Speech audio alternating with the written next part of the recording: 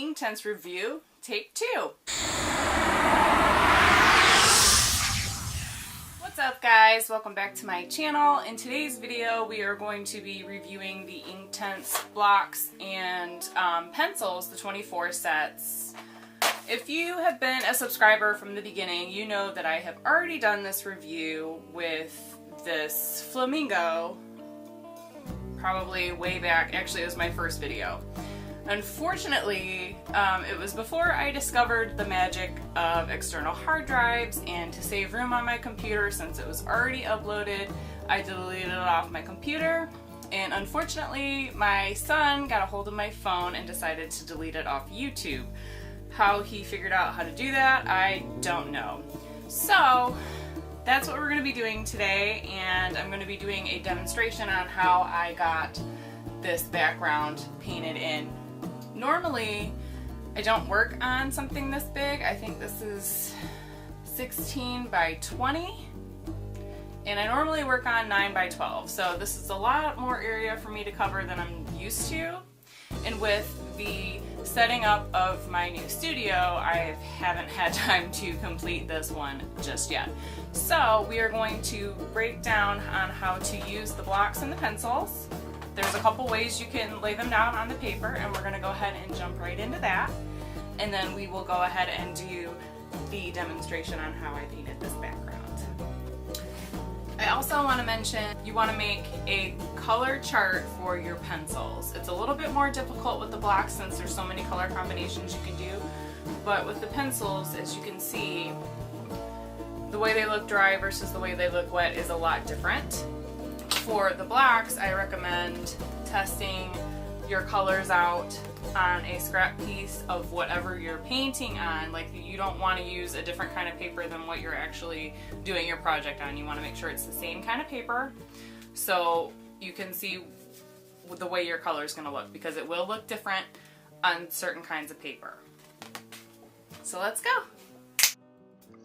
Okay guys, so we are going to start with the blocks, and as you can see I am wetting my brush, and I'm going to just wet the block like so and slowly get the mixture to kind of fall into the bowl or palette or whatever you're using. And I just keep wetting the block till I get enough of the blue that I want. As you can see, it kind of takes a minute, so definitely want to stock up on your water. Make sure you have plenty of that while you're doing this. And then I'm going to rinse my brush. It's really good to have 2 water glasses when you're using Inktense or any kind of wet media, to be honest. And I'm going to go ahead and take my purple Inktense block, and I'm going to mix that right in here until I get the shade that I want. Keep mixing it around, and now I'm going to show you how it lays on the paper. This paper is Fabriano Artistico 140 pound hot pressed extra white hot watercolor paper. And see, it goes on really smooth this way. I really like making the ink mixture separately. I feel like it goes on a lot smoother than the straight block, which I'm going to show you here in just a second. I think I'm rinsing my brush, and then I'm going to grab a block, and I'm going to apply the block straight to the paper. There it is. Then I'm going to go ahead and just kind of color on here. I'm not putting much effort into this. I'm just kind of showing you guys the options you have when you want to work with Inktense blocks. Then I'm going to go ahead and get my brush wet, and you can see the difference. It's a lot grainier on the one side, so if you are going to apply the block straight to the paper, you have to make sure that you dissolve all those little particles. If you don't, when you layer on top of it, those will reactivate. And I'm going to show you in a second how these differ from watercolor. Or you can paint straight off the block like so, instead of making a mixture, and just kind of work like that. And then we are going to move on to the pencils. I think I'm going to use like an olive green or a leaf green. I can't remember the name of this color right now. That's what the pencil looks like. And then I'm going to go ahead and color on this.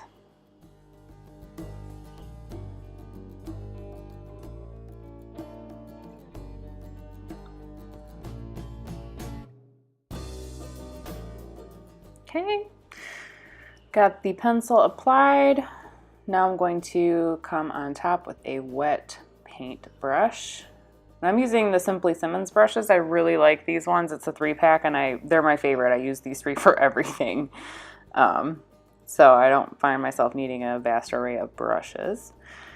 And the same with the Inktense blocks applied to the paper. You're going to want to make sure all those particles are dissolved. And as you can see right now, I am using a wet paint brush and just touching the tip of the pencil, and you can apply it similarly like the blocks like that. And that is the few ways that I know how to apply this. And it's as simple as that. Okay, so now we're going to talk about how these differ from watercolor. This is water-soluble ink in pencil and block form.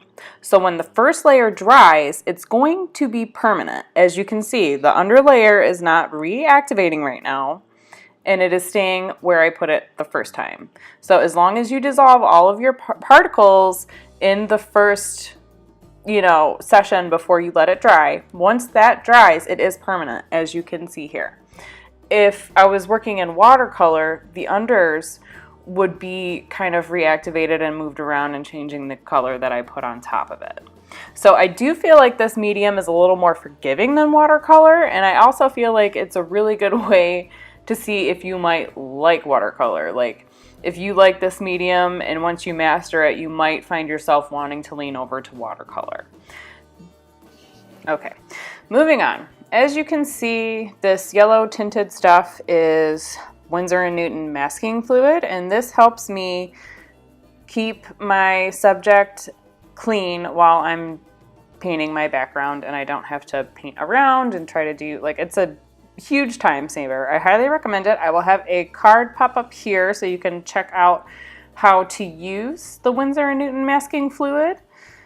It was the product of the month, I think September.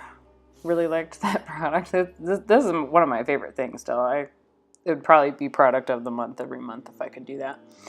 Anyway, okay. So I have put a light coat of a very light blue on here to get going.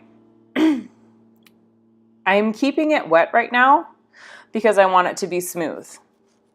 If I was to let this dry the way that it's looking right now, my brush strokes would be in there and it would be really messy. So that's one of the tricky things about this, is that if you don't have something the way you want it to look right now and you see a lot of brush strokes, you're going to have to keep it wet until you smooth it out. Because once this dries, it is permanent. Another thing to note about this too is that the colors come out very vibrant at first, but when they dry, it's a lot lighter than you had planned on. So this is, I had to layer a lot of blue on here and grays to get it to the shade that I wanted of like a dark forest. And as you can see here, I'm, keeping it wet and I'm keeping it all smooth till I get it the way I want it, and then I will dry it, and then I will go in after and add some more details.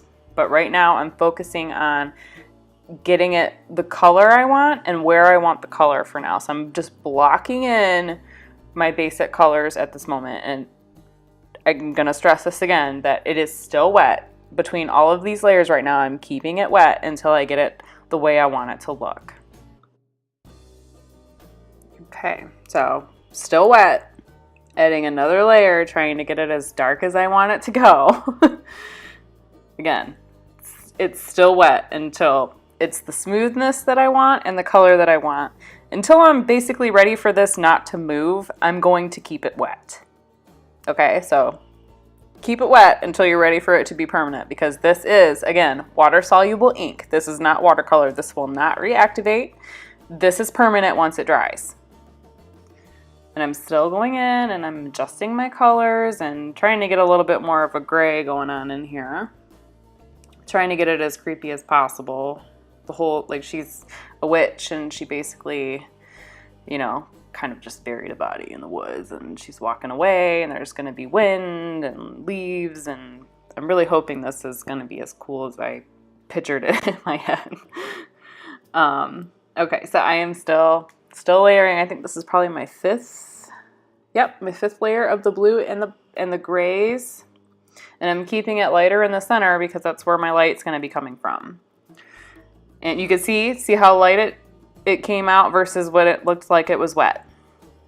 And now I'm going to add my darker tree stumps.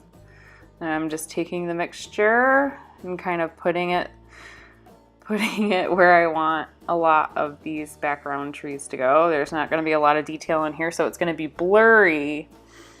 This whole thing that I'm painting right now is going to be blurry, and the stuff that's covered with the masking fluid is going to be the more in focus subject. I switched my brush to a liner brush to get some of the smaller ones in there. I'm sorry, I hit my coffee cup. And I'm just putting the trees basically where I want them and keeping everything as smooth as possible until I get it the way I want it to look. And just going along here. There's going to be a lot more detail that's in this right now. I just have to lay down a lot of this stuff. Like, you know, I need to block in everything before I get the really, you know, the last 10 minutes or so, you get the awesome, super cool details. I'm sorry if you guys can hear my dog snoring in the background. He's so loud right now. Okay, so yeah. Still putting in all the tree, like, take your time with it. Just, if, you know, it's hard to master at first. But once you get the hang of it, this is a really forgiving medium. The only thing you got to remember is just keep it wet until you want it to stay. Now I'm going to go ahead and add in the bushes, and I am going to be missing a video clip here. And this is just general shapes, nothing too fancy, just kind of putting in stuff where I want it to go. I'm going to keep the center of it kind of clear because I want it to be a path, and I'm going to be missing a video clip here for the other half, but yeah, okay, so that's basically my first lesson on how to work with this stuff, and then part 2 will be obviously a lot more detailed because there's going to be a lot more detail work, and that's about all I got for this for you guys. So thanks for watching, guys. That's all I have for you today. Make sure you stay tuned for part 2 of this. And also, if you want to have a more broken down tutorial on how to use the blocks and the pencils, like with maybe smaller objects or something like that, like a whole beginner series and the supplies and all of that stuff, go ahead and let me know in the comments below, and I will do a series on this medium. Other than that, make sure you subscribe so you don't miss anything, and I will see you guys in a couple days. Bye!